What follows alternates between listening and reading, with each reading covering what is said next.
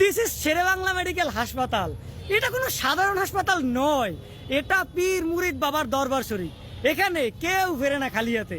আপনি এখানে আসবেন, ভর্তি হবেন, যখন সুস্থ হয়ে বাসায় যাবেন ঠিক তখন উড়াস তেলাপোকা কীটপতঙ্গ বাসায় নিয়ে যাবেন। এই সেই হাসপাতাল, পৃথিবীর একমাত্র মেডিকেল হাসপাতাল যার বিপরীত পাশে গোরস্থান আছে। হ্যাঁ, এই যে মেডিকেল হাসপাতাল তার বিপরীত পাশে খ্রিস্টান গোরস্থান আছে। এই হাসপাতালের সামনে অনেক ওষুধের দোকান আছে, ক্লিনিক আছে। আপনারা অতি সত্বর ব্যবসা গুটেই চলে যান।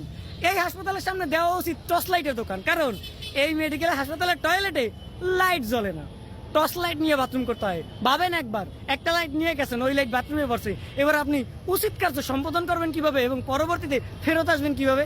চিন্তার বিষয়। এই সেই মেডিকেল যেইখানে ভোগান্তির নাম সেবা, সেবার নাম ভোগান্তি।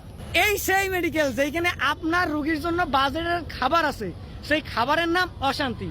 আপনি চিকিৎসা নিতে আইলেন, ডাক্তার ট্রিটমেন্ট করার পর যদি বলে এই ওষুধ খাবেন তবে আপনি বাড়ি যাবেন, আর যদি ডাক্তার বলে সরি তবে যাওয়া লাগবে না বাড়ি, সামনেই গোরস্থান, গোরস্থানে যাবেন, কাজ শেষ।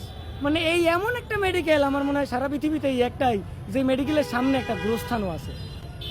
এই সেই মেডিকেল যেখানে সিট আছে 500 কিন্তু রোগী আছে 2500। এই সেই মেডিকেল যেখানে বাজেট বাড়ে কি বাড়ে না জানি না, কিন্তু প্রতি বছরের পর বছর ভোগান্তি বাড়ে। এরকম ভোগান্তি দিনের পর দিন, মাসের পর মাস, বছরের পর বছর, কিন্তু এর শেষ কোথায়? আর কত? বরিশালবাসী সহ সারা দেশবাসী শেষবারের মতো মেডিকেলে আসেন। এই পীর মুরিদ বাবার দরবারটাকে ভালো বানান, মেডিকেল বানান, এটাকে দরবার বানাইয়েন না। নয়তো কয়দিন পর সামনে মোমবাতির দোকান বসবে, মোমবাতি কিনবেন, মোমবাতি জ্বালাবেন, বাথরুমে যাবেন, কারণ এমনিতেও লাইট নেই, আর মোবাইল নিয়ে যাবেন, টর্চ লাইট দিয়ে যাবেন, ওই লাইট যদি বাথরুমে পড়ে তবে বিরাট লস।